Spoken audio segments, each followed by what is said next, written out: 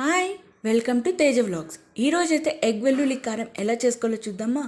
ముందుగా అయితే 4 eggs boil చేసి పక్కన పెట్టుకోవాలి. తర్వాత ఎండు కొబ్బరి, ధనియాలు, ఇలాచి, లవంగాలు, పువ్వు, చెక్క, గసగసాలు, ఒక గార్లిక్ 8 నుండి 10 వరకు తీసుకోవాలి. అల్లం వెల్లుల్లి పేస్ట్, ఆనియన్స్, తర్వాత కడాయి తీసుకొని ధనియాలు, కొబ్బరి, గసగసాలు హీట్ అయితే చాలండి, అది గ్రైండ్ చేసి పక్కన పెట్టుకోవాలి. తర్వాత కడాయి తీసుకొని 1 table spoon oil, onions, salt, పసుపు, కారం వేసుకొని ఫ్రై చేసుకోవాలి. 1 టేబుల్ స్పూన్ అల్లం వెల్లుల్లి పేస్ట్ పచ్చివాసన పోయే వరకు ఫ్రై చేసుకోవాలి. తర్వాత మనం గ్రైండ్ చేసుకున్న పొడి ఒక 2 టేబుల్ స్పూన్ వేసుకోండి.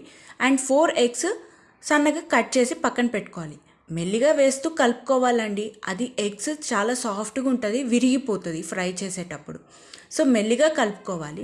కలుపుకున్నాక అయిపోయిందండి మనది ఎగ్ వెల్లుల్లి కారం. ఎంతమందికి నచ్చిందో లైక్ చేయండి, కామెంట్ చేయండి. నాకైతే చాలా ఇష్టం, రసంలో అయితే సూపర్ ఉంటుందండి. Like and subscribe.